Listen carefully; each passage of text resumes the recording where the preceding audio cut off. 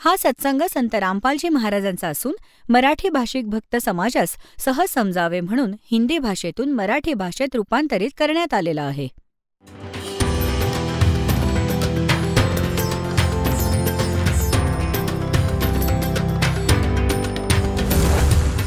और ज्ञान सब ज्ञान डी कबीर ज्ञान सो ज्ञान और जैसे घोड़ा तोब कायम करता चले मैदान. जगद्गुरु तत्वदर्शी संत रामपालजी महाराजांचे अमृत वचन सर्व पवित्र धर्मांच्या व पवित्र शास्त्रांच्या आधारावर.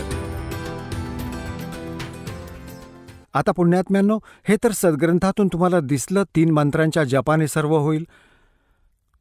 आता त्या महापुरुषांनी ज्यांनी परमात्म्याच्या कोणत्या मंत्रांचा जप केला त्याचीही ओळख करून देतो. आपली जी आज सकाळच्या सत्संगातली कॉन्सेप्ट सुरू झाली होती ती 2 तासात समाप्त होऊ शकत नाही. आता समापन होईल त्याचं 4 तासांनी. म्हणून दुपारी ती कॉन्सेप्ट क्लिअर मध्येच सोडलं होतं, आता ती पूर्ण केली जाते. आता पुण्यात्म्यांनो, परमात्म्याने म्हटलं होतं, धर्मदास मोरी लाख दवाई, ये सार शब्द कहीं बार न जाई. सार शब्द बार जो पढ़ी बिचली पीढ़ी हंस नीतर ही. मग काय सांगितलं होतं की या सतनामालाही सार्वजनिक नका करू. आणि परमात्म्याने काय सांगितलं की सोहम शब्द हम जग में लाए और फिर सार शब्द तो हमने कति गुप्त छुपाए. हे जे अन्य पंथांचे पंथी सोहम नाम ही बरोबर हे कुठली वीट नि कुठला रोडा बनवून त्याचा प्रयोग करतात. म्हणतात कुठल्याही 52 अक्षरात लिपिबद्ध कुठल्याही ग्रंथात कबीर परमेश्वरांच्या आधी हे सोहम अक्षर याची माहिती नव्हती, लिहिलं नव्हतं कुठेही. परमात्मा म्हणतात, सोहम शब्द हम जग में लाए फिर भी सार शब्द हमने गुप्त छुपाए. गरीबदास साहेबजींना परमात्मा मिळाले, जसे की तुम्हाला दुपार सकाळच्या सत्संगात ऐकवलं होतं. गरीबदास साहेबांना परमात्मा मिळाले, सचखंडात घेऊन गेले, पुन्हा सोडलं. प्रत्यक्ष डोळ्यांनी बघितलेलं ते पूर्ण विवरण सांगितलं. काय सांगितलं की नामा छिपा ओम तारी, पीछे सोहम भेद बिचारी, सार शब्द पाया जदलोई, आवागमन बहुर न होई. नामदेव नावाचे एक महापुरुष शिंपी जातीत होते. म्हणतात, नामा छिपा ओम तारी. आदरणीय नामदेव साहेबजी हे शिंपी जातीत होते आणि ते आधी ओमचा घोष करत होते, त्याचं पठण करत होते एकसारखं. और पीछे सोहम भेद बिचारी. जेव्हा परमात्मा येऊन भेटले त्या प्रिय आत्म्याला, तो गुण आहे मालकांचा, आपल्या भल्या आत्म्यांना शोधत फिरत असतात. कबीर साहेब म्हणतात, पोता मारू स्वर्ग में अर्जा बैठू पाताल, कह कबीर ढूंढता फिरू अपने हीरे मोतीलाल. मग नामदेवजींना जेव्हा समजावलं आणि हे ज्ञान दिलं, हा मंत्र दिला दुसरा, तर म्हणतात, नामा छिपा ओम तारी, पीछे सोहम भेद बिचारी, और सार शब्द, पुन्हा सार शब्द मिळेल. सार शब्द पाया जदलोई, आवागमन बहुर ना होई. हा आहे जन्म आणि मरणाच्या या दीर्घ रोगाचा नाश करण्याचा 3 मंत्रांचा हा साधना जप, हा मंत्र आहे. आता याकरता आदरणीय गरीबदास साहेबजींनी आपल्या वाणीत लिहिलंय, राम नाम जप कर थर होई, ओम सोहम मंत्र दोई. हे 2 मंत्र आहेत सतनामाचे. आणि याच मंत्राचा जप कोण करायचे? आदरणीय नानक साहेबजी.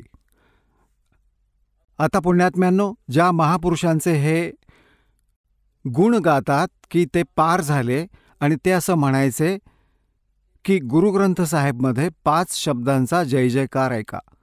ही काय गोष्ट आहे? ते शब्द वेगळे आहेत, ते मंत्र निराळे आहेत. त्यातून प्रकट होणारी धून, या शरीरात तर असंख्य धून असतात. कबीर साहेबांनी म्हटलंय की अंड और पिंड के पार सो देश हमारा है. गरीबदास साहेबजींनी म्हटलंय की त्या शब्दांची जी वास्तविक धून आहे, जी त्या सतलोकात जी धून वाजत आहे, ती तर याच्या पार आहे.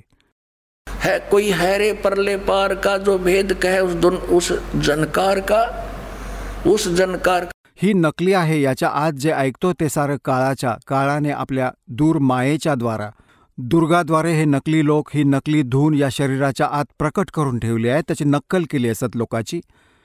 यांना हे जे काही पिंडात ऐकतात, अंड, हे पिंड आणि अंड एकच आहे. यांनी 3 बनवून ठेवलेत. अंड, पिंड आणि ब्रह्मांड हे 3 आहेत. हा तर गजबच झाला अज्ञानांनो.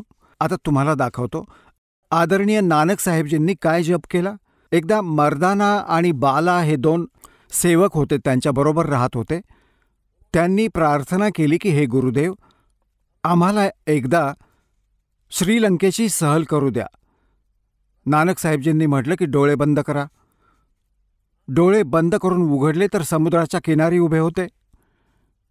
नानक साहेबजींनी म्हटलं की माझ्या मागे मागे या. पाण्यावरून चालू जसं पृथ्वीवर चालतो, आणि तुम्ही वाहेगुरु वाहेगुरु म्हणत राहा.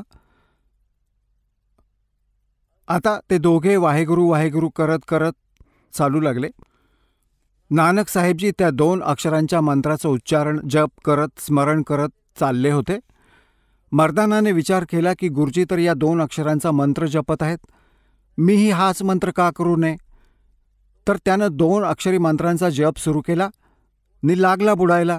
तेव्हा नानक साहेबजींनी म्हटलं, मर्दाना, गुरुच्या आज्ञेची अवहेलना केल्यानं हा दंड मिळतो. तू तोच मंत्र म्हण जो मी सांगितलाय. मग तो वाहेगुरु म्हणू लागला. मग तसाच पाण्यावर जमिनीगत चालू लागला. आता इथं झटका देणं अनिवार्य होतं नानक साहेबजींद्वारा, की नाहीतर हे नाम सार्वजनिक झालं असतं. असं भय मानू लागला पूर्ण शीख समाज की जर या नामाचा जप केला तर मर्दानासारखं दंडित व्हावं लागेल आणि गुरुदेवांच्या आज्ञेची अवहेलना झाल्याने हानी होईल. आणि या कारणानं त्या प्राणसंगलीमध्ये नानक साहेबजींनी सगळे डिटेल्स लिहिले आहेत. हे गुरुग्रंथ साहेबमध्ये नाही ठेवलं, परंतु त्याला समुद्रात, सागरात सोडून दिलं होतं. ते तर एका संतानं प्रार्थना करून बाहेर काढलं. त्याचे काही अंश वाचले, बाकी अध्याय ते नाही ठेवले सोबत, सोडून दिले. तर आता तुम्हाला दाखवतो. हे आहे सबतो वड्डी Bhai Bale Wali Janamsakhi, doctor Jawahar Singh Kirpal Singh and company. हे आहे ई जन्मसाखी आज तक छप चुकिया नालोस वड्डी है. सबतो वड्डी ते पुरातन म्हणजे जुनी, पुराणी आहे.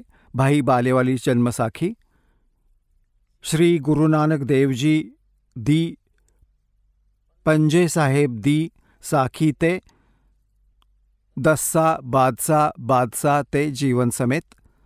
मुक्कमल साखिया हान प्रकाशक आहेत doctor Jawahar Singh Kirpal Singh and company.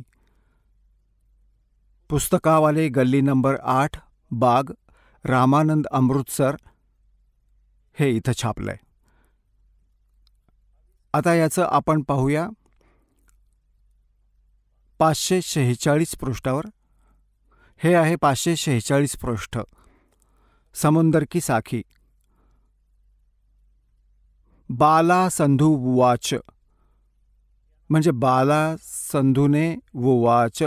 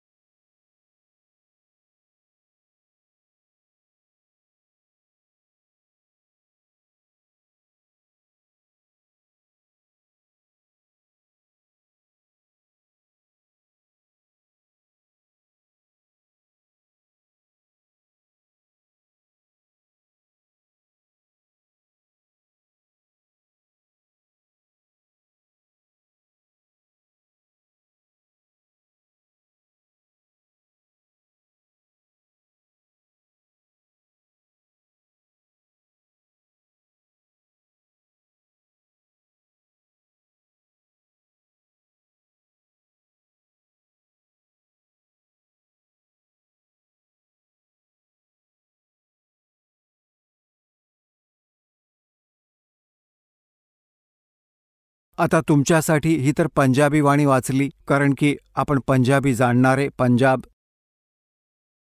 Punjab state सोडून पूर्ण भारतात बरेच कमी आहेत. आता हिंदी यांच्याद्वाराच अनुवादित आहे, थोडी त्याची ही झलक दाखवतो. भाई बालेवाली श्री गुरु नानक देव की जन्मसाखी. भाई चतर सिंह जोहार सिंह अमृतसरहून छापलंय. पंजे साहेब और 10 पातशाहियां का जीवन संपूर्ण शाखियां सहित दर्ज है. हे इथून प्रकाशित आहे. भा चतर सिंग जीवन सिंग, बाजार माई सेवा अमृतसर. फोन आणि फॅक्स नंबर हा आहे. आणि हे प्रिंटेड जीवन प्रिंटर्स अमृतसर फोन नंबर दिलाय. याच्या 559 पृष्ठावर. हे आहे 559 म्हणजे 559 पृष्ठ. समंदर की साखी समंदर की. एक दिवस मर्दाना म्हणाला, हे महाराज, माझ्या मनात असं आहे की समुद्रातील जी लंका आहे तिथे भ्रमण करून यावं. गुरुजी म्हणाले, अच्छा, तुम्ही लोक डोळे बंद करा. तेव्हा मी आणि मर्दानाने नेत्रबंद केले आणि क्षणात उघडले. तेव्हा आम्ही गुरुजींबरोबर त्या महान समुद्रतटावर उभे होतो. आता गुरुजी म्हणाले की तुम्ही लोक समुद्राच्या पाण्यावर वाहेगुरु जप करत पायीच चालत या. हे गुरु अंगद देवजी, आम्ही लोक गुरुजींच्या मागे मागे तसेच चालत होतो जसं कोरड्या पृथ्वीवर चालत असतो. पुढे पुढे गुरुजी ओम सोहमचा जप करत चालत होते. तेव्हा मर्दानाने विचार केला की आम्हीही ओम सोहमचा जप का करू नये. तेव्हा मर्दाना सुद्धा ओम सोहम म्हणू लागला. तेव्हा तो लागला बुडायला. गुरुजींनी मागे पाहिलं तर हसत म्हणाले की ए मर्दाना, शिष्याचा धर्म आहे की त्याने गुरुनेच सांगितलेल्या मार्गावरून चालावं, म्हणून तू वाहे गुरुच जप, तुझं त्यातच कल्याण आहे. पुढे तेव्हा मर्दानाने वाहे गुरु नामाचा जप केला. तेव्हा मग पूर्वीसारखा पाण्यावर चालू लागला. आता पुण्यात्म्यांनो, हा विचारणीय विषय आहे की नानक साहेबजी स्वयं तर जप करत आहेत आणि शिष्यांना मनाई करत आहेत. कारण काय होतं, ज्याही महापुरुषांना परमात्म्याने आपलं ॲफिडेव्हिट आपला पुरावा बनवलं, साक्षी बनवलं, त्यांना सक्ती केली होती की आता सतनामाला उघड करू नये. धर्मदास मेरी लाख दोहाई, ये मूल ज्ञान की तबार न जाई. मूळ ज्ञान वेगळं आहे आणि सारनाम वेगळं आहे. तर इथे गरीबदास साहेबजी म्हणतात की सोहम शब्द, कबीर साहेब म्हणतात, सोहम शब्द हम जग में लाए और सार शब्द हमने गुप्त छुपाए. आदी नामास अजून उघड नाही केलं, केवळ दासावर कृपा केली, या महापुरुषांना दिलं. आता यांनी सतनामासही उघड करणं नाही आदेश होता यांना की नाही सांगायचं कोणाला, ना काळदूतांच्या हाती लागलं पाहिजे. काम बिघडेल सगळं. आता कशी ओळख देणार आम्ही. आता सारे फेल झाले. हे सगळे हताश होऊन बसले की आता काय करायचं. सर्वांचं मूळ दाखवलं. आता हे सर्व पंथ संपतील काही दिवसात. बुद्धिमान लोक आहेत काय बालक थोडेच आहेत. आपलं जीवन नष्ट करतील त्या मूर्खांच्या मागे जाऊन. ज्यांच्याकडे तत्त्वज्ञान नाही त्यांच्यापाशी काही समाधान नाही गेले, त्यासाठी तर गेले होते डॉक्टरकडे आमचा रोग घालवा. लक्षात आलं की त्यांनी राखेची पुडी बांधून ठेवली, औषध तर नाहीच. मग ते कोण मरणार ते खाऊन. आता पुण्यात्म्यांनो,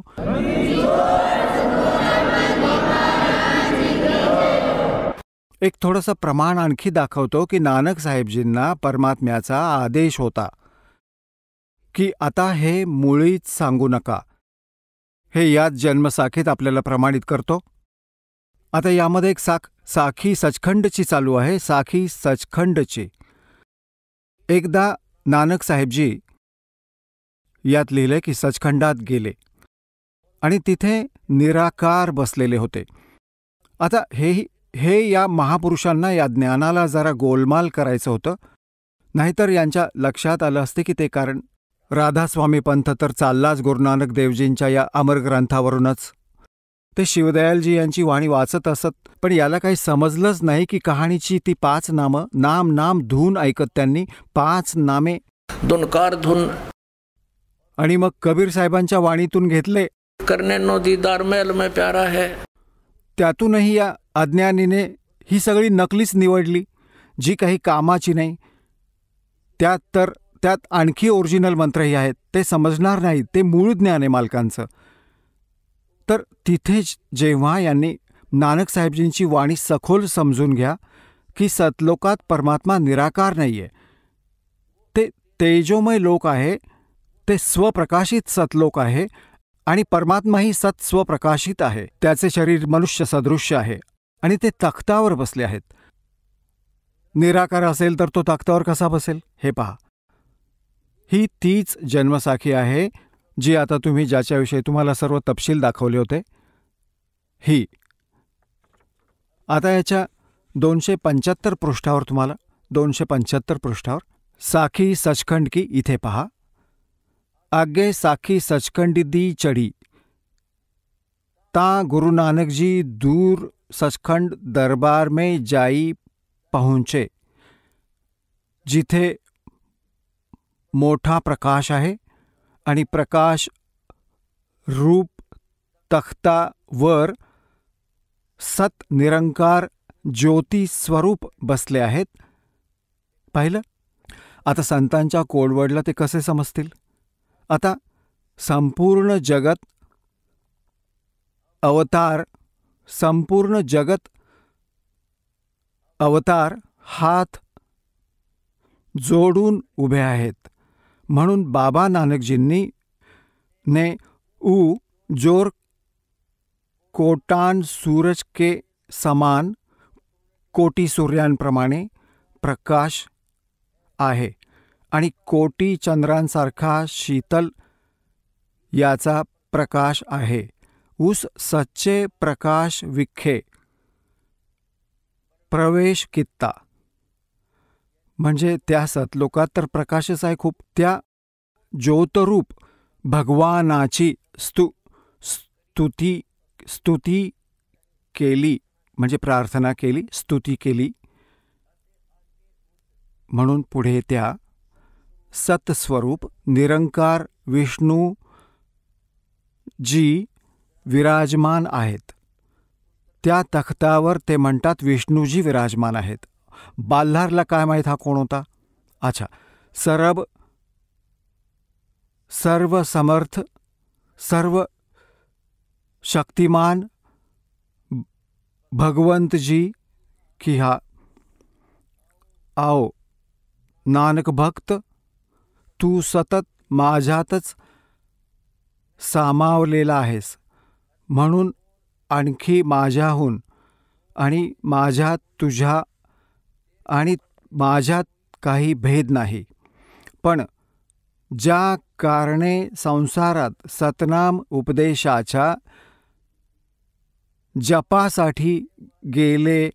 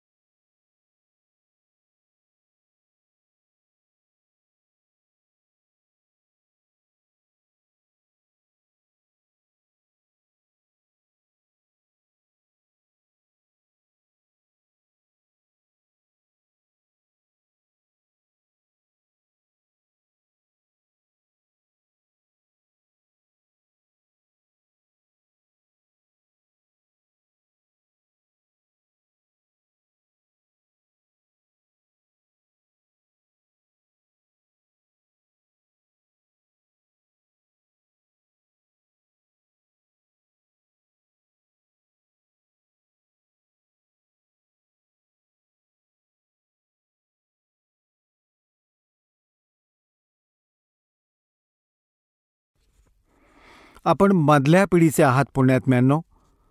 आता परमात्म्यानं सांगून ठेवलंय की पूर्ण विश्वात या सतनामाच्या आधारे सारनाम प्राप्त करून सर्व प्राणी, सगळे प्राणी जे या नावास ग्रहण करतील या दासाकडून सगळे सतलोकात जातील, हा असा मोक्ष मिळेल. बोलो सद्गुरुदेव.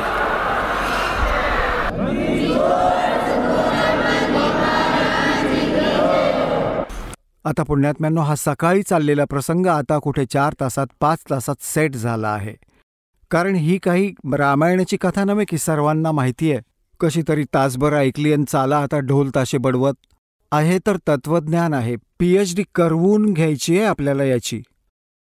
मग तर गोष्ट संपेलच, निसंशय होऊन जाल. कोणी काही म्हणा, नाही भक्ती हीच आहे, हेच नाम आहे.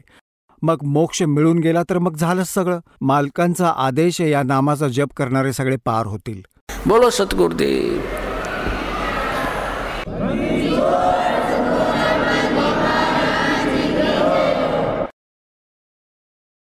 परमपिता परमात्मा पूर्ण ब्रह्म, सर्व सृष्टी रचनाहार, कबीर परमेश्वरजींच्या असीम कृपेने, असीम कृपेमुळे पुण्यात्म्यांनो आपण हा सत्संग ऐकत आहात. या संसारामध्ये जर कोणती वस्तू असंभव आहे, तशी दुर्लभ आहे, केवळ सत्संग आहे. पुण्यात्मे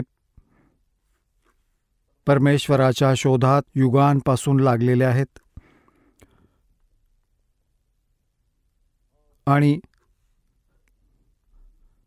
जसेही त्यांना कुठल्या संत ऋषी किंवा ग्रंथाने मार्गदर्शन केले त्यानुसार त्यांनी आपल्या समर्पित भावनेने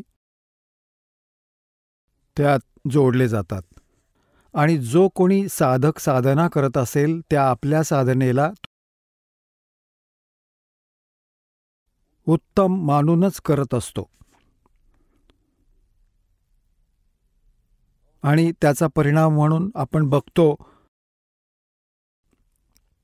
जसा आपला जन्म पवित्र हिंदू धर्मामध्ये झाला, जसेही आपल्या हर गुरूंनी ज्ञान दिले होते, आपले पूर्वज त्यानुसार साधन क्रिया करत होते. त्यांनी काय ज्ञान सांगून ठेवले होते की मूल झाले, होम करावा, मृत्यू झाला तर त्याचे श्राद्ध करावे, त्याचे 13वे करा. आणि जसे गुरूंनी मार्गदर्शन केले, रामकृष्ण भगवान आहेत, श्रीकृष्ण भगवान, विष्णू भगवान, शंकर भगवान, ते सगळे साधनक्रिया करत होते. आणि मग भूत बनून गेले कारण की श्राद्ध करून झाले त्यांचे. तर श्राद्ध क्रिया प्रेत यांनी प्राप्त असलेल्या प्राण्यांसाठीच त्या विषयातच होत असते. तर आपण सगळे श्राद्ध करत होतो. ह्याने सिद्ध झाले की आपले सारे पूर्वज भूत बनले होते. तर ज्याला आपण सत्संग समजत होतो, कारण की सत्संगाचा अर्थ आहे, तसे यथार्थ त्याचा भाव तर असा आहे की सच्चे ज्ञान कोणी आणि कोणी ऋषी महात्मा संत गुरूने प्रदान केले की त्याला सत्संग म्हणतात. ज्या गुरूंनी, ऋषींनी, संतांनी आपल्याला शास्त्राविरुद्ध ज्ञान देऊन असं म्हटलं की आम्ही तुम्हाला सद्ग्रंथांचे विचार सांगतो आहोत, सत्संग ऐकवतो आहोत, तर तो त्यांचा खोटेपणा होता. ती खोटी लोकं होती. सद्ग्रंथांमध्ये जे मार्गदर्शन आहे ते आपल्यापर्यंत पोचले नाही. तर पुण्यात्म्यांनो, परमात्म्याची स्वतःची इच्छा असते. सतलोकापासून चालत येतात. आपल्या प्रिय आत्म्यांना ते गूढ ज्ञान सांगत असतात. आणि त्याच्या आधी हे सगळे काळाचे दूत परमात्म्याच्या लेकरांना भ्रमित करून टाकतात. शास्त्राच्या विरुद्ध ज्ञान ऐकून त्यांना परिपूर्ण करून देतात. हेच म्हणत राहतात की आम्ही ह्याच सद्ग्रंथांचे सगळे ज्ञान सांगत आहोत. जसे पवित्र हिंदू धर्मामध्ये पवित्र 4ही वेद, पवित्र श्रीमद भगवद्गीता, पवित्र 18 पुराण हे मान्य ग्रंथ आहेत. जर ह्या सद्ग्रंथांचे ज्ञानसुद्धा आपल्या पूर्वजांना असते, म्हणजेच तुम्हा सगळ्यांना असते, तर ह्याच्या पुढचा अभ्यास तर तुम्हाला खूप सोपा वाटला असता. जर कोणत्या शिक्षकाने मुलाला 4थी इयत्ता 5वी इयत्ता पर्यंतचं ज्ञान ठीक दिलं असेल, तर त्याला 6व्या इयत्तेत प्रवेश देऊन अगदी सोप्या रीतीने शिकवलं जाऊ शकतं. आणि ज्याने काहीच शिकवलं नसेल, सारे उलटे बकवास शिकवून ठेवले असतील, तर त्या मुलाला परत प्रारंभापासूनच पहिल्या इयत्तेपासूनच प्रारंभ करावा लागेल. तर आज पूर्ण मानव समाजाला, ह्या दासाला प्रथम इयत्तेचे क ख पण शिकवावं लागत आहे. ABC पण हा दासच शिकवेल या अध्यात्म मार्गाचे. आजपर्यंत या धर्मगुरूंनी केवळ माया जमवली आहे. ह्याला ह्या वर्तमानाचे लोक जे धर्मगुरू आहेत, यांना परमात्म्याशी काही देणं घेणं नाहीये, ना जगत उद्धाराशी यांचा काही संबंध आहे. कारण की यांच्याकडे तो मार्ग मंत्र नाहीच आहे जो मोक्ष आणि शांती स्थापना करू शकेल. यांच्याकडे हे ज्ञान नाही आहे. पुऱ्या विश्वात तर पुण्यात्म्यांनो, आता प्राथमिक अभ्यास पण हा दासच करवेल आणि PhD पर्यंतचं ज्ञान पण ह्या दासालाच द्यायचं आहे. आणि आता ही सुविधा आपल्याला असेल की आपण सर्व अक्षरज्ञानयुक्त आहात, सुशिक्षित आहात, बैठी बहीण भाऊ भक्त बुजुर्ग सगळे एज्युकेटेड, नक्कीच अक्षरज्ञान झाले हिंदीचं, तर खास करून हिंदू धर्मात होऊनच गेलं. पुण्यात्म्यांनो, आपला तसा काही धर्म नाहीये. जीव हमारी जाती है, मानव धर्म हमारा. हिंदू मुस्लिम सिख ईसाई धर्म नहीं कोई नारा. परंतु आपण ज्या क्षेत्रात राहतो आहोत, इथे जे ज्ञान द्यावे लागते आहे, तर ते संबोधन करावे लागते. कारण की अधिकतम त्याच धर्माचे, त्या वर्णाच्या लोकांचे, त्याच संप्रदायाच्या लोकांचे बहुमत असते. तर एकदा एखादा वर्ग ह्या दासाच्या विचारांना समजला, तर तो आपल्या सगळ्या अन्य धर्मात जाऊन भावा बहिणींना जाऊन खूप प्रेमाने समजावतील. अशाच ज्योतीने ज्योत पेटेल. तर सांगायचा अर्थ आहे दासाचा की परमात्मा जेव्हा इथे येतात, आपले यथार्थ ज्ञान समजावण्याचा प्रयत्न करतात. सन 1398 मध्ये ज्येष्ठ शुद्ध पौर्णिमा, ज्येष्ठ उत्तरेची पौर्णिमा आणि विक्रम संवत 1455 सन 1398 मध्ये परमात्मा सतलोकापासून चालत सहशरीर आले. काशी शहर बनारसच्या बाहेर एक लहरताला नावाच्या तलावात कमळाच्या फुलावर येऊन परमात्मा विराजमान झाले. एका नवजात शिशूचे रूप धारण करून. निरू आणि निमा नावाचे 2 पतिपत्नी होते. विणकराचं काम केल्याने ते विणकर म्हणवले जात होते आणि मुसलमान धर्मात राहत होते. तसे तर त्याच जन्मात ब्राह्मण आणि ब्राह्मणी होते. मुसलमानांनी त्यांना बळजबरीने मुसलमान बनवून टाकले होते. तर विणकराचं काम करत होते, ज्या कारणाने विणकर म्हणवले. आणि परमात्मा पूर्वजन्माच्या आपल्या प्रॉमिसनुसार आपले वचनबद्ध झाले होते. निरू निमाचे पुत्र जसे, त्या कारणाने निरू निमाचे पुत्र त्या जन्मात नव्हते. जसे द्वापारमध्ये एक सुदर्शन नावाचा भक्त होता. त्याने परमात्म्याला नीटपणे जाणले होते. त्यावेळी कबीर परमेश्वरजी करुणामय नावाने आले होते. तर सुदर्शनजीचे माता पिता होते तेच आत्मा मग निरुनिमा बनले पुढच्या जन्मांमध्ये. तेव्हा सुदर्शनजींनी प्रार्थना केली होती, परमात्मा, माझ्या मातापित्याने खूप मोठी चूक केली, तुमचे ज्ञान स्वीकार केले नाही.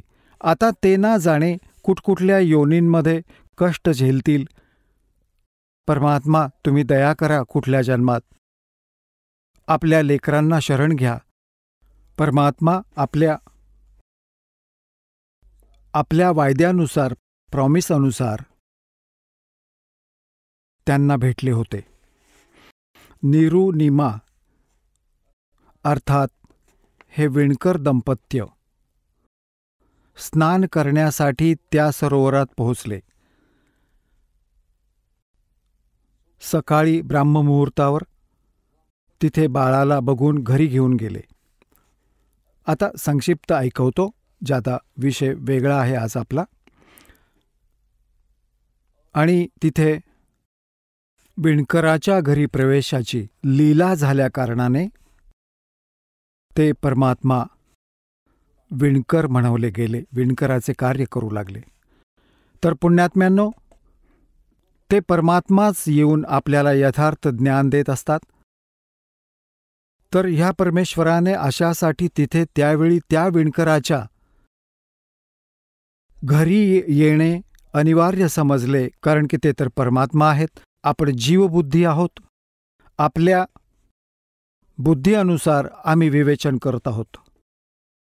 परमात्म्याने हे समजले की शूद्र जात त्यावेळी खूपच अस्पृश्य मानली जायची आणि एक धारणा बनली होती की भक्तिमार्गाचे काम तर ऋषी ब्राह्मणांचेच असते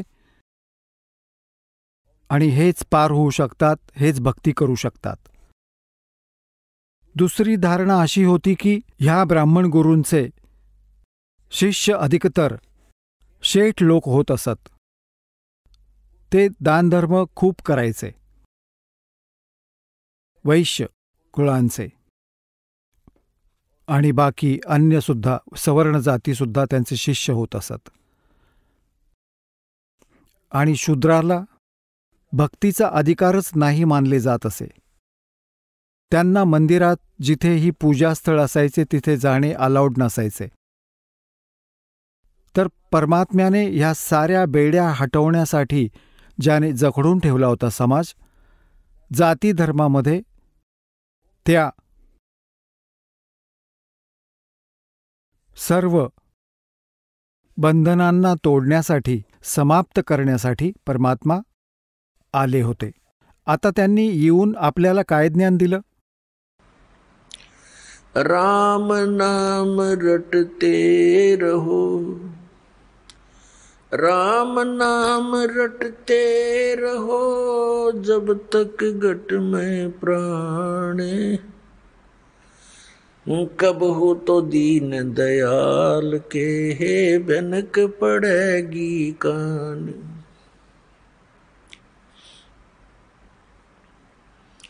मानुष जन्म पाए कर जो नहीं रटे हरि नाम, जैसे कुआ जल बिना बनवाया क्या काम।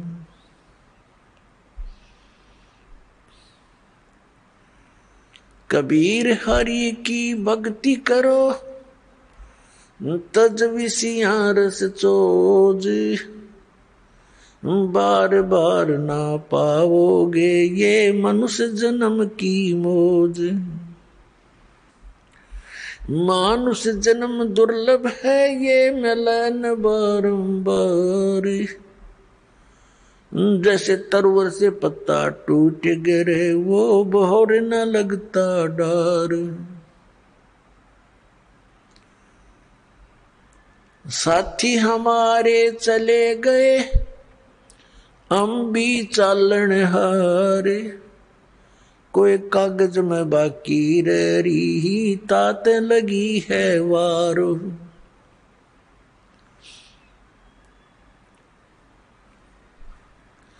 पतझड़ आवत देख कर बन रोवे मन माही, ये ऊंची टहनी पात थे अब पीले हो जाही।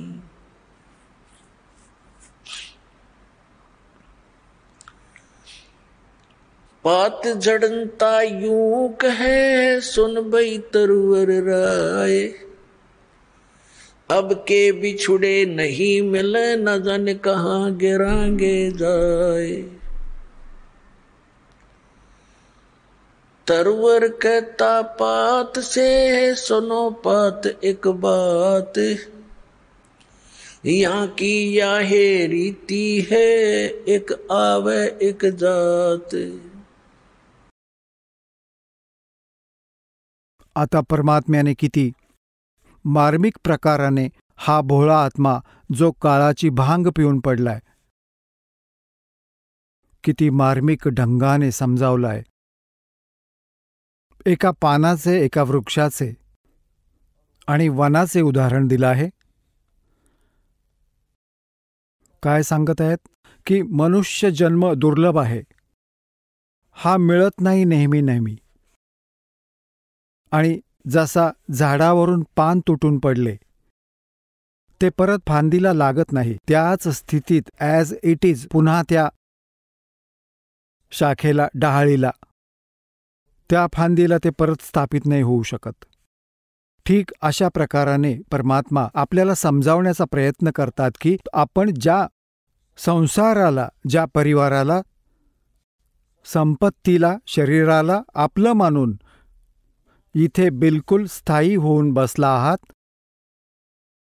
ही अशी स्थिती आहे आपली, ज्या दिवशी आपण ह्या फांदीपासून तुटाल परत त्याच घरात, त्याच स्थितीत पुन्हा तुम्ही स्थान नाही मिळवू शकत। आता काय सांगतायत की एक व्यक्ती जो भक्ती नाही करत, बघा परमात्म्याचं नाव घेऊनही आपण काम तेच करणार की निंदा करणार नाही, केवळ कर्तव्य कर्म करू, तर त्यासाठी परमात्मा आपल्याला आठवण करून देतात की आज आपण आपल्या परिवारात किती प्रेमाने राहत आहोत, किती ममता आपल्याला आपल्या मुलांशी आहे, आपल्या घरात आहे, नात्यांमध्ये आहे। आणि एका सेकंदामध्ये मृत्यू झाला, हे तर होतच आहे आणि होणारच। आता ह्या सत्याला आपण कितीही अनदेखा करायचा प्रयत्न केला तर तीच गोष्ट आहे की मांजरीला येताना कबूतर डोळे मिटून बसला की मला दिसलीच नाही, त्याचे डोळे बंद करून घेण्याने मांजर टळली गेली नाही। त्याची आपले अज्ञान विचार आहेत, तर त्याने पळून जाऊन उडायला पाहिजे होते, वाचू शकला असता। तर अशीच एक मृत्यू म्हणजे अशी स्थिती आहे तुमची। आपण याला खूप घाबरत असतो आणि तो परत येऊनच राहतो, मृत्यू। तर ह्यापासून वाचवायलाही उपाय सांगितलाय परमात्म्याने। कबीर ये तन जावेगा सके तो ठाहर ला, एक सेवा कर संत की गोविंद के गुण गा। आता हा प्रसंग जरा नंतर घेऊ, पहिल्यांदा हे समजावून घेऊ की परत यासारखी आज सारी व्यवस्था तुमच्याजवळ आहे। आज खूप प्रसन्न आहेत सगळे आणि एक सेकंदामध्ये मृत्यू झाला तर हे काय होतं, हे काय परत? हा एक धोका आहे। आपल्याला मूर्ख बनवण्याचा प्रकार आजमावलाय या काळ भगवानाने। आता ही गोष्ट जीवाला शक्य नाही, कारण की आपण तर बांधले गेलोत, आपल्याला बिलकुल शक्य नाही। यासाठी परमात्म्याने प्रकार सांगितलाय।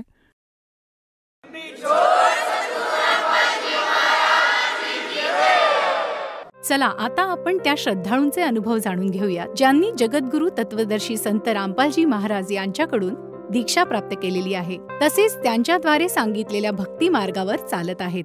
नमस्कार। नमस्कार। आपलं नाव? जया गणेश नान्ने। आपण कुठून आलात? आळंदी, जिल्हा पुणे। आपला व्यवसाय काय आहे? मी गृहिणी आहे।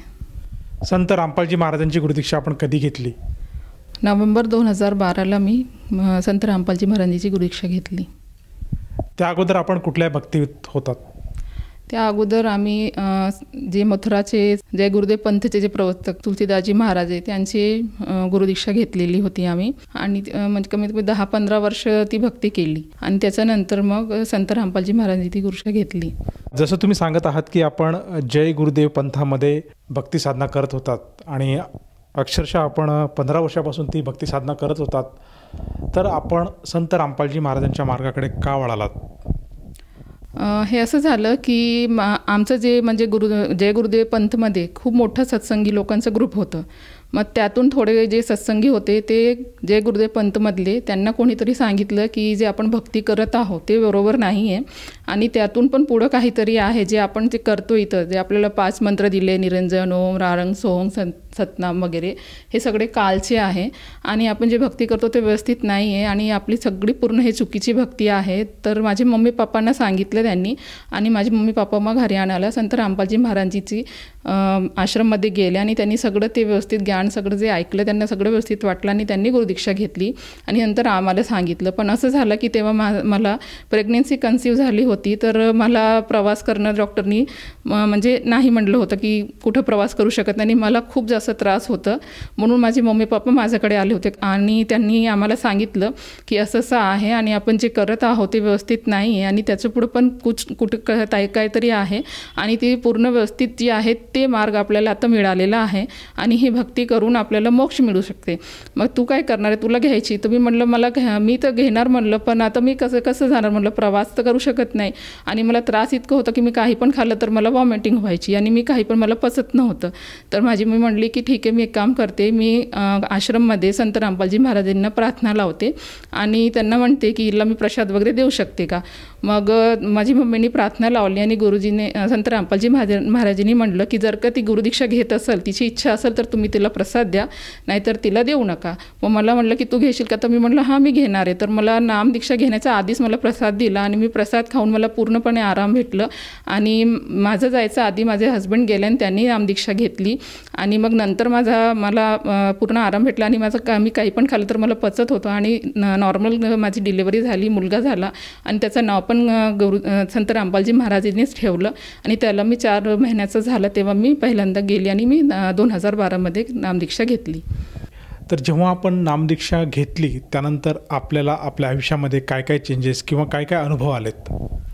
आयुष्यामध्ये चेंजेस म्हणजे खूप सारे झाले आणि मेन असं की माझा मुलगा झाला आणि मुलाला 4-5 वर्ष झाला त्याला पांढरे डाग झाले होते चेहऱ्यावर आणि ते वाढत होते डोक्याला आणि चेहऱ्याला फेसला पण झाले होते. तर आम्ही त्याला खूप म्हणजे ट्रीटमेंट केलं, होमिओपॅथिक, ॲलोपॅथिक, आयुर्वेदिक सगळे दाखवलं पण त्याला आराम पडत नव्हतं. मग एक स्किन स्पेशलिस्टला दाखवलं तर त्यांनी म्हणले की तुम्ही एक काम करा, मला असं वाटतं की ह्याला कोड आहे, तर तुम्ही तुमचे दोघांमध्ये फॅमिलीमध्ये विचारा की तुमच्या फॅमिलीमध्ये असं काहीतरी कोणाला होतं का, कारण की ही जी प्रॉब्लेम आहे ती एक पिढी सोडून येते.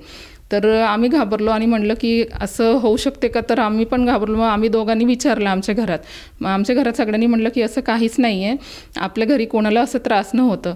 मग आम्ही म्हटलं असं नाही, तर मग याला आराम पण पडत नाही आणि हे डाग पण वाढत चालले. मग आम्ही संत रामपालजी महाराजांना चरणी त्यांची प्रार्थना लावली. मग संत रामपालजी महाराजांचं आम्हाला उत्तर भेटलं की तुम्ही हे करा, आपली भक्ती करा, परमात्मा दया करतील. आणि त्याला तिथूनच आराम मिळून गेला आणि इतके सारे औषध करून पण त्याला आराम मिळत नव्हता.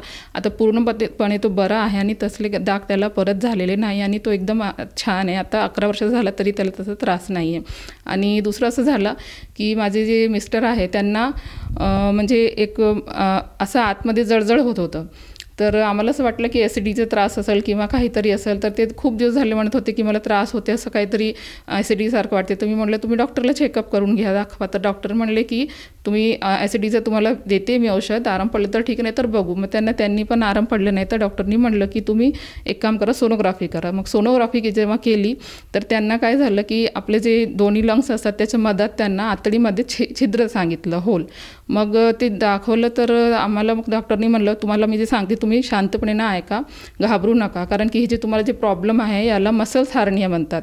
आणि असं सांगितलं तर ते आम्ही कधी ऐकलं पण नव्हतं असं आजार, आणि त्यांनी सांगितलं तर आम्हाला एकदमच टेन्शन आलं. तर आम्ही म्हटलं याला काय करायचं, तर ते म्हणे त्याला काहीच करू शकत आपण काही करू शकत नाही, याला फक्त ऑपरेट करू शकतो. तर आम्ही जेव्हा हे असं ऐकलं तर आम्हाला परत टेन्शन आलं. म्हटलं आता कसं काय. मग परत मी माझ्या मम्मी पप्पांना सांगितलं, तर मम्मी पप्पा म्हणले की तुम्ही टेन्शन घेऊ नका, आपण जे भक्ती करतो आपल्याला पूर्ण विश्वास आहे तिथं, तुम्ही एक काम करा, तिथं काही करू नका, त्याच्या आधी आपण आश्रममध्ये जाऊन येऊ. मग आम्ही काहीच न करता पहिले आश्रममध्ये गेलो आणि दर्शन घेऊन आलो संत रामपालजी महाराजांचे. आणि आल्यानंतर माझ्या मनात असं झालं की आपण एकदा डॉक्टरला भेटू. तर मी आणि माझे मिस्टर गेले आणि एक डॉक्टरला आम्ही सांगितलं की आमचं असं हे आहे सोनोग्राफी आमची, आणि आता असं सांगितलं आहे आणि यांना असं प्रॉब्लेम आहे. तर त्यांनी मग असं चेकअप केलं दाबून वगैरे. तर ते म्हणे यांना दाबलं तर काही त्रास होत नाही, मग तुम्ही कसे काय म्हणता. तर मी म्हणलं तुम्ही एक काम करा, असं करू शकता का, आमच्या मनाच्या शांतीसाठी तुम्ही असं यांचं प्रेझेंटमध्ये काय आहे तर तुम्ही एक सोनोग्राफी लिहून देऊ शकता का. तर ते म्हणे ठीक आहे म्हणे मी लिहून देतो. तर त्यांनी मग ती सोनोग्राफी लिहून दिली आणि आम्ही सकाळी ती सोनोग्राफी केली आणि संध्याकाळी रिपोर्ट भेटलेली, ते आम्ही तसंच घेऊन डॉक्टरकडे गेलो दाखवायला. तर डॉक्टरनी म्हणलं, डॉक्टर म्हणते तुम्हाला कोणी सांगितलं की ऑपरेशन करायचं आणि तुम्हाला कुठलं त्रास आहे, त्रास काय काहीच दिसत नाही. तर मी म्हणलं असं कसं होऊ शकते, म्हणलं ती तर सोनोग्राफी यांचीच आहे ना. तर ते म्हणे हे सोनोग्राफी आणि हे सोनोग्राफी तुमचीच आहे म्हणे. आता ही सोनोग्राफीमध्ये तुम्हाला दिसते की इथं होल आहे आणि इथं तर काहीच नाही, तर मी तर खोटं बोलणार नाही आहे, तुम्हाला नाही तर वाटत तर तुम्ही दुसऱ्या डॉक्टरला दाखवा. तर मी तिथंच रडायला लागली आणि ती म्हणते अरे तू कशाला रडते म्हणे बाळा, म्हणे काहीच प्रॉब्लेम नाही म्हणे, तुमची सोनोग्राफी नॉर्मल आलेली आहे. आणि आता तेव्हापासून त्यांना ते त्रास नाही आहे. आणि असला हा आम्हाला खूप मोठा चमत्कार संत रामपालजी महाराजांकडून झालेला आहे. आणि परत कोविडमध्ये पण माझ्या हजबंडला काय झालं की म्हणजे जेव्हा कोविड खूप जास्त होतं तेव्हा त्यांचे ऑफिसमध्ये 4-5 जे होते त्यांचे कलिग्स होते जे सोबत काम करत होते, त्यांनी सगळे ते पॉझिटिव्ह निघाले. आणि त्यात सगळे ते ॲडमिट होते हॉस्पिटलमध्ये आणि हेच फक्त एकटे ड्युटी सांभाळत होते. मग त्यांच्या संपर्कमध्ये आले तर यांना पण थोडेसे सिम्पटम्स आले, तर हे मग घरी आराम करत होते. आणि मग यांना असं झालं की पूर्ण ते त्यांना असं वाटायला लागलं की मला कोविड झालेलंच आहे. तर ते आता जे डॉक्टरला दाखवलं साधारणतः त्यांनी गोळ्या वगैरे दिले पण त्यांना आराम पडत नव्हतं. म्हणजे इतकी खराब परिस्थिती होती की मला अक्षरशः रडणं येत होतं की मी काय करणार आणि काय नाही. तर मी फक्त संत रामपालजी महाराजींनाच म्हणलं आता काही करायचं तर तुम्हालाच करायचं, बघा तुम्ही आता कसं काय होईल. तर मग मी म्हटलं यांनाही तुम्ही एक काम करा, म्हणलं आपण प्रार्थना लावू आणि जे आपल्याला उत्तर भेटलं तर आपण बघू. प्रार्थना लावली आश्रममध्ये संत रामपालजी महाराजींना की असं असं झालेलं आहे. आणि ते म्हणले की तुम्हाला उत्तर दुसऱ्या दिवशी मिळेल, तुम्ही बघा काय आता तुम्हाला उत्तर मिळते. मग दुसऱ्या दिवशी आम्हाला संत रामपालजी महाराजीचं उत्तर मिळालं की तुम्ही टेन्शन घेऊ नका, भक्ती करा, परमात्मा दया करतील.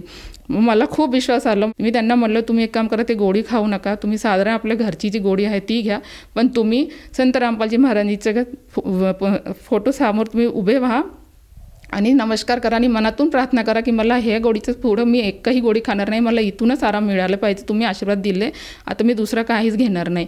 मग त्यांनी तसंच केलं, हात जोडले, गोळी घेतली आणि ते झोपले जाऊन. आणि खूप त्यांना गाढ झोप आली, त्यांना झोप पण लागत नव्हती, सारखा खोकला यायचं, त्यांना झोप नाही काही नाही होत होती. मग ते त्या दिवशी इतके छान झोपले आणि उठले आणि हसता हसता आले बेडरूममधून बाहेरून आणि मला म्हणतात आता मला भूक लागली, पटकन मला काहीतरी खायला दे. तर माझा मुलगा म्हणायला लागला मम्मी पप्पा इतके टेन्शनमध्ये होते आणि पप्पाला इतका त्रास होता आणि पप्पा कसे काय हसत आले. मी म्हणलं बेटा म्हणलं यालाच म्हणलं चमत्कार म्हणतात. मग म्हणलं आपल्याला परमात्माने किती मोठं चमत्कार दाखवलं, म्हणलं सगळ्यांच्या घरी कसे कसे हाल झाले, म्हणलं आपल्या घरी म्हणलं घरच्या घरी म्हणलं इतकं मोठं चमत्कार कसं घडलं आला ह्यालाच म्हणतात, म्हणलं काय असते म्हणलं परमात्मा बघ म्हणलं. तर ते एक आम्हाला लाभ भेटलं. आणि नंतर असं झालं की आता 2022मध्ये आमचं म्हणजे पूर्ण वर्षमध्ये खूप त्रास झाले, म्हणजे सुरू होते. असं झालं की फेब्रुवारीमध्ये माझे सासूबाई एक्सपायर झाले आणि त्यांना 10 दिवस होत नाही तर माझे मामा, सख्खे मामा माझे ते एक्सपायर झाले आणि त्यांचा 1 महिना होत नाही तर माझी मम्मीला काय झालं की एकदम सोडियम आणि पोटॅशियमचा लेवल तिचं डाऊन झालं आणि ती एकदम कोमामध्ये गेली. आणि जसं तिला आयसीयूमध्ये टाकलं तर आम्हाला फोन करून माझ्या सगळ्यांनी म्हणजे सांगायला लागले की तुम्ही जसे पण कंडिशनमध्ये आहात तुम्ही पटकन निघा. पूर्ण प्रवासात मी फक्त एकच प्रार्थना केली की संत रामपालजी महाराज तुमचे चरणी आहे आणि मी पूर्णपणे त्यांचं फक्त नामस्मरण करत होते. त्यांनी दिलेले जे मंत्र होते ते करत होते आणि म्हणलं त्यांना की तुम्ही तुमची मुलं तुमचे जे असतात म्हणलं तुमचे शिष्य त्यांची तर म्हणलं तुम्ही श्वाससुद्धा वाढवता, म्हणलं तिला श्वासाची गरज आहे, म्हणलं आता तुम्ही तिला तर श्वास देऊ शकता, म्हणजे तुम्हाला ही काही मोठी गोष्ट गोष्ट नाही, पण मी रडत रडत पूर्ण रात्रंदिवस पूर्ण जेव्हापर्यंत मी पोहोचले तेव्हापर्यंत एकच प्रार्थना करत गेली.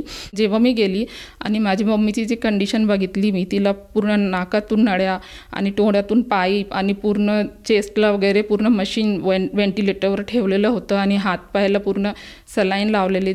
जेव्हा मी तिला बघितलं आणि मी इतकी रडली तिला बघून, तर मला सगळे म्हणले तू इथं थांबू नको, तू इतकं प्रवास करून आलेली, तुझी तब्येत खराब होईल म्हणे, तू बाहेर निघ.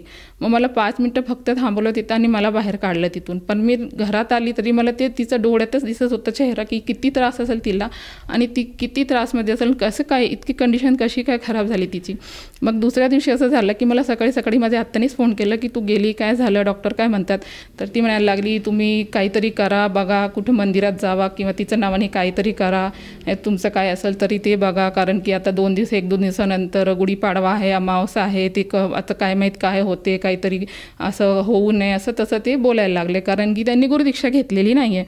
मी म्हणलं तिला एक काम करो, तुम्ही टेन्शन घेऊ नका म्हणलं कोणी पण, मला पूर्ण विश्वास आहे म्हणलं आज काही असू दे म्हणलं ती डोळे उघडणार आहे आणि मला विश्वास आहे की आज तिचं आमच्या घरी जे होईल म्हणलं ते होऊ दे म्हणलं, बघू म्हणलं, पण तुम्ही काही टेन्शन घेऊ नका आणि कुठं आम्ही काही करणार नाही, कारण की आम्हाला माहिती आहे की आमच्यासोबत जे आहे ते पूर्ण परमेश्वर आहे आणि ते तिच्यावर दया करणार आहे. कारण तिच्या नावाने आम्ही प्रार्थना पण लावलेली होती संत रामपालजी महाराजांच्या चरणी, तर 2दा लावली. तर त्यांनी तेच म्हणलं की तुम्ही टेन्शन घेऊ नका, आपला विश्वास ठेवा आणि भक्ती करा.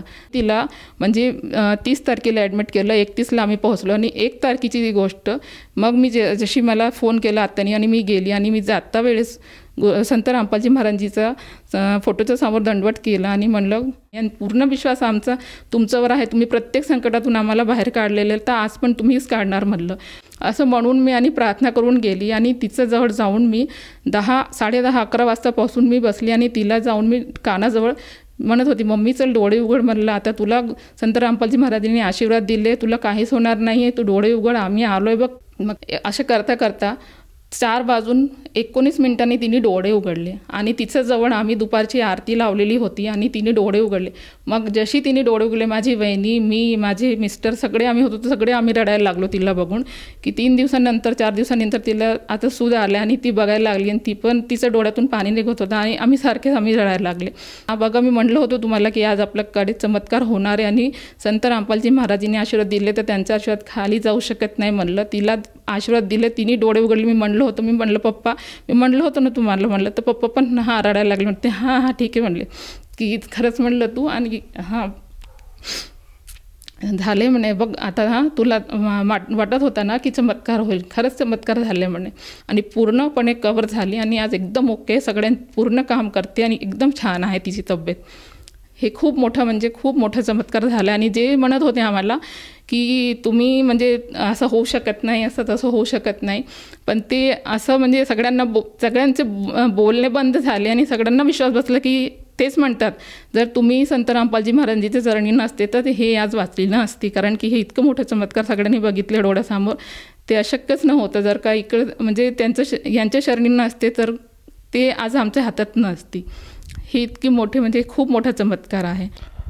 जसं तुम्ही सांगत आहात की संत रामपालजी महाराजांच्या शरणात आल्यानंतर आपल्याला एक असे अद्वितीय असा चमत्कार आज श्रोत्यांना ऐकायला मिळाला आणि ते ऐकून आमच्या अगदी रोमावर काटा आलेला आहे.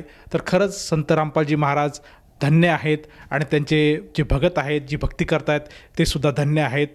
तर ह्या माध्यमातून मला असं विचारायचं आहे की आपल्यासारखे जे काही आणखीन जे गरजू लोक आहेत, जे खरंच परमेश्वरास प्राप्तीसाठी आज भटकत आहेत, दुःखी आहेत, कष्टी आहेत आणि असह्य अशा रोगांनी ग्रस्त आहेत आणि केवळ परमात्म्याकडे ध्यास त्यांचा आहे आणि त्यातनं ते आराम मिळावा म्हणून सतत प्रयत्न करत आहेत, परंतु कोणाच्या पदरी तो आराम मिळतो आणि कोणाला मृत्यू आपल्या जाळ्यात अडकून घेतो. तर ह्या सर्वांसाठी आपण आपल्या अनुभवातून काय संदेश द्याल? मी हे संदेश देऊ शकते की कारण की आपण जे भक्ती करतो ते पूर्णपणे आपली ती भक्ती व्यवस्थित नाही, ते ठीक नाही आहे. संत रामपालजी महाराज पूर्ण आपले जे वेदाप्रमाणे आपल्याला जे ऑथेंटिक आपले बुक्स आहेत त्याच्या आधाराने आपल्याला सगळे प्रमाण देतात आणि ते आपल्या समोर दाखवतात. आज आपण जर साधारण भक्ती करतो त्यात तुम्ही तुमच्या घरी एक सत्यनारायणाची कथा पण केली तर एक ब्राह्मण बोलवता आणि तो सत्यनारायणाची कथा काय वाचून जाते तुम्हाला पण अर्धवट कळतच नाही आणि तुम्हाला कधी तो बुकमध्ये काय लिहिले ते पोथीमध्ये सांगत सुद्धा नाही. आमचे संत रामपालजी महाराज तुम्हाला समोर तुमचे सगळं वेद खोलून तुम्हाला दाखवतात. आता सगळं जे आहे आज जगत पूर्ण जे आहे ते सगळं शिकलेलं आहे, एज्युकेटेड आहे. तुम्ही प्रत्यक्ष बघू शकता की ते काय सांगतात ते आणि काय कुठल्या पुराणमध्ये गीतामध्ये आपले 4 प्रकारचे वेद आहे सगळ्यांमध्ये जे काय लिहिले ते व्यवस्थित तुम्हाला दाखवतात, समोर करून दाखवतात. ते तुम्ही ते बघून तुम्ही विश्वास करून त्यांची भक्तिमार्ग जर अपनवलं तर कोणालाही असे त्रास कधीही भोगावं लागेल नाही.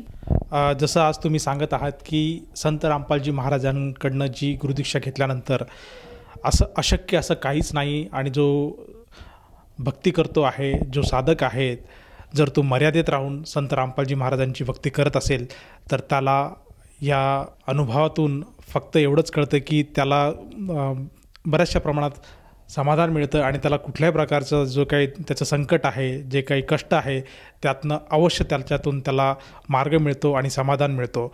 तर ह्या आपल्या अनुभव ऐकून जर कोणा साधकाला जाणवलं की आपणसुद्धा जे काही दुःखी आहेत जे लोक आणि त्यांनासुद्धा असं वाटत असेल की आपल्याला काहीतरी समाधान पाहिजे असेल आणि त्यांना जर वाटत असेल की आपणसुद्धा संत रामपालजी महाराजांची नामदीक्षा घ्यावी तर ती व्यक्ती संत रामपालजी महाराजांपर्यंत कशी पोहोचू शकेल?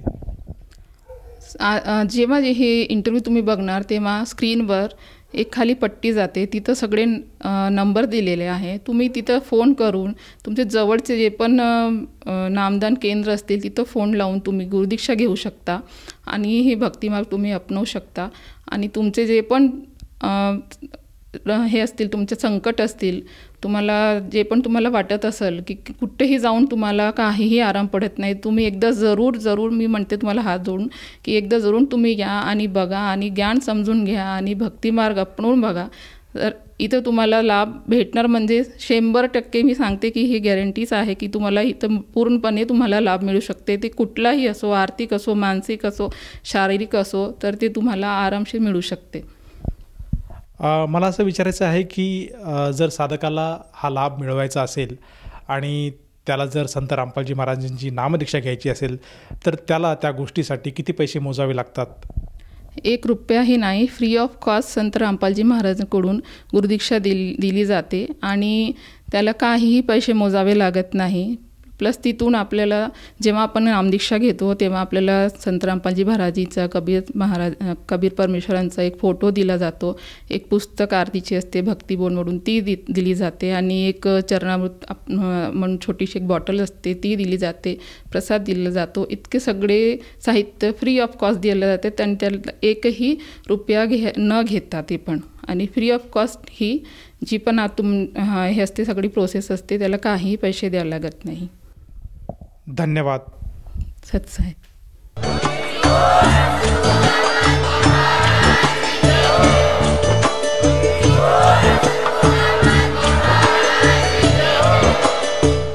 आपण ऐकत होता जगद्गुरु तत्वदर्शी संत रामपालजी महाराज यांचे मंगल प्रवचन, ज्यांच्या शुभ आशीर्वादाने संपूर्ण विश्वामध्ये 500 पेक्षा जास्त नामदीक्षा केंद्र आहेत जिथे निशुल्क नामदीक्षा दिली जाते. निशुल्क नामदीक्षा प्राप्त करण्यासाठी आणि अधिक माहितीसाठी संपर्क करा 7030303951 7030303952.